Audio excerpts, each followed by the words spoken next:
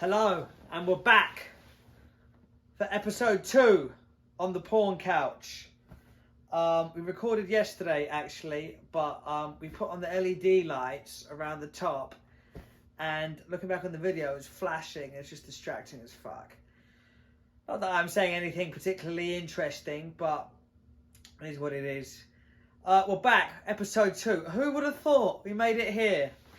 I got a DM from someone the other day when I put a video up on Instagram saying, if you do 21 podcasts, you are in the 1% of podcasters in the world.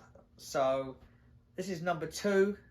We've got 19 more to go to be in the 1%. So let's keep the fucking momentum going. All right. I've been up all day. The weather's shit. I've been driving around. Everyone's crashing. No one knows how to fucking drive in the rain, apparently. I almost was in an accident today. I was changing lanes, coming in at speed, and this guy pulled out real quick, and I had 2 riders with me because I'm an Uber driver. I fucking put my foot on the brake real quick. Went, fuck off. Sorry guys. No, don't worry. It's not your fault. Anyway. So yeah, the rain's going on. I put this sweater on. I got in a thrift store. Do you ever buy something, right? At the time, think, fucking hell, this looks good. And then you look at it months later, and you're like, what was I thinking? You know, that's how I feel about this sweater. I don't know. At times, I look at it from one angle and I like it. Then at times, I look at it from another. What the fuck is this? You know, you feel like you like that when you look at yourself in the past. Like, look at some of the clothes and the gear you wore when you were like 16, 17, you first started going out, right? Thinking you're the big I am. Some of the horrendous gear, horrendous haircuts. Back when I used to have a bit of hair. The glory days. But, yeah, some shocking gear. And you ever think you're walking around thinking at the time, yeah, you look sick. You look fucking good. And you look back at it, you're like, what? Mate, I used to have the whole thing. I remember when I first started going out, I used to wear my stepdad's long, like, Ralph Lauren shirt to go out when I was like 15. Just because it was designer. Everyone had like a designer shirt. No matter how ugly it was, as long as it was designer, people would wear it. Armani Exchange that you got from the outlets. What were we thinking, huh? What were we thinking? Just to have designer. Mate, you won't catch me dead in designer these days. I ain't got a pot to piss in at the moment, but we're working on it. This, that, and the other. But, yeah, those were the fucking days, eh? Not a care in the world. None of this adult life shit, you know. Fucking hell. We were in such a rush to grow up, weren't we? We were in such a fucking rush to grow up and be adults. It's not what it's cracked up to be. Even in LA, everyone in LA, it's not what it's cracked. Everyone's trying to make it. It's fucking exhausting. Everyone's trying to make it.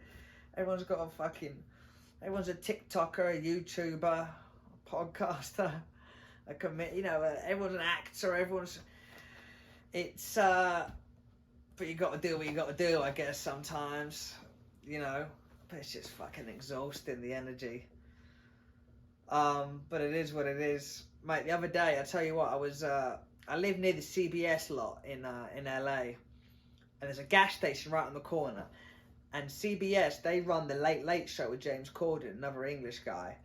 And I'm at the gas station, sat down, put my gas in, got back in the car, and then I hear, can I get a photo, James? I look up, and it's James fucking Corden in his Range Rover next to me. And he took a photo with some people, said hello to a few people, seemed like a nice guy. So I get out the car, and we sort of make eye contact, we cross paths. I went, hey, Brits abroad, you know, typical fucking English thing, Brits abroad, right? And he's like, oh yeah, where you from? And we fucking had that chat. He's like, what are you doing here? He's like, oh, I'm trying to be a comedian, you know, stand-up comedy, blah, blah, blah. He talks about his going home in the summer. He's got his last few shows. Really nice guy. And contrary to popular belief, because according to the internet, he's a fucking wanker. You know, he was rude to wait staff or whatever. It was all over Twitter. But seemed like a really nice guy, which was interesting. Because, you know, it's funny how you read things and you make assumptions. Why am I making assumptions on this guy that I've never met? You know, I thought, fucking hell, James Corden's a wanker, because I read 2 things on the internet. It's ridiculous. It was lovely. I mean, could he be putting on a show because he's been in the news as a fucking wanker and he's been outed as a bit of a wanker and he's trying to put on a bit of a show? But I don't know. But it was very nice to me. I drove. I said, "Cheers, have a nice day, see you later." I didn't get a photo. I didn't want a photo or anything. But as I drove off, I was like, "Should I have said, go on, James, get us a job then, since you're leaving?" But you know, I don't know. Anyway, it's funny we make these assumptions about people.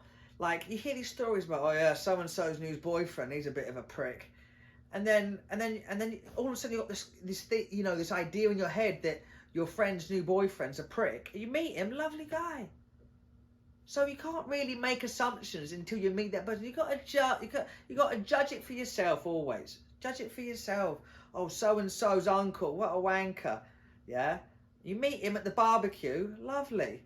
It happens. So, as they say, as the saying goes, don't judge a book by its cover, or don't assume everything you hear through the grapevine. That's not a fucking saying.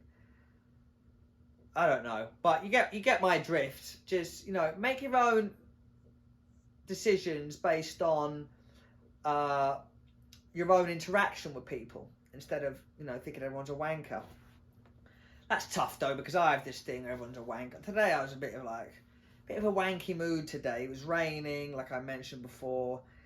It was one of those fuck the day modes, I was fucking seeing people walk past with their dogs. I was like, I fucking hate dogs. What's the fuss of the dogs, huh? In LA, there's a big fuss of all these dogs. Got to feed the dog, got to take the dog out, got to do this to the dog. What's the dog on? You got a dog? Go to the party. So I've got to leave. The dog's waiting for me at home. Yeah, that's what the dog's supposed to do. Wait for you at home while you're out doing human shit. Interacting with other humans. The fucking dog. Shitting everywhere, not wiping its ass or washing its hands and getting on your bed and fucking, rubbing all over the pillows and you're getting in bed next to it. The fucking dog. Licking everyone's ass. And then what's that? Who said dogs have the most hygienic mouth or something? Who made that up, huh? What dog fucker made that up? One of these weirdos who loves dogs so much. Probably some fucking white woman. Yes. Have you seen the thing in the news recently? Someone got caught fucking a dog and putting it on Snapchat. Jesus Christ, hey?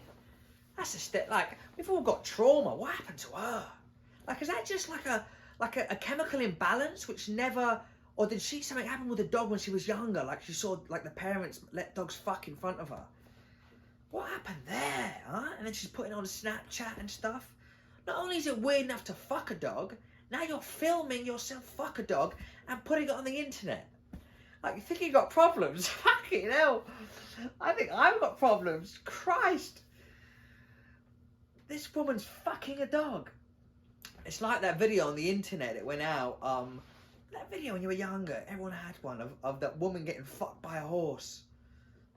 And the horse climbs up with this big old fucking horse cock. And yeah, weird, huh? Apparently she died of internal bleeding. Heard that from the grapevine. God knows. But yeah, what happened to lead to that point? I'd love to get a doctor in. I get a doctor on the porn cat to explain to me why humans love fucking animals. I guess it's like the pedophile thing. Like, these people love fucking kids, or they like kids, which is weird, obviously. But it's like, can they help it? Can these people, what's that? Was it because they got fucked as kids, or was it because they have a chemical imbalance and it's just weird, isn't it? Humans are weird. There's just so many of us in this experiment, this human experiment that is life, that like, there's going to be a few stragglers that run out of the way. These fucking dogs. But, yeah, man, so... Coachella this weekend. Fucking hell. Everyone's trotting off to Coachella with their Ray-Bans and their tattoos and their wristbands and their Molly, and good for them. I'm just fucking hating because I haven't got a ticket. But it is what it is. Fucking hell, yeah. Did a couple of sets today, tried out some new jokes. went pretty well. It's funny because I was doing some writing. Right? I go get a little coffee, have a little writing session, hit my notebook, do some journaling about my thoughts, how I'm feeling, you know, and then I'll write some jokes. But recently, it's been tough for me. I've been tough for me to write these jokes out and get creative with it. But I figured it out. I didn't figure out what am I saying. I'm just fucking chatting. I sat down. I went, right, I put my phone away. I'm not gonna fucking look at it, right? And if nothing comes, nothing comes. So I sat down. I started writing. You have no creativity. You're full of shit. You've got no joke writing. And something happened, and then I had this spark, and I wrote a few jokes down, and then went and tried them at an open mic and tied it into an old joke which I had, and it worked pretty well. So I'm pretty happy with that. Apart from that, not much else. This is episode 2, guys. Went off on a little bit of a tangent. Thank you once again, everyone that watched on episode 1. Keep liking, subscribing, or whatever, and we'll keep this train going. Thank you. Cheers.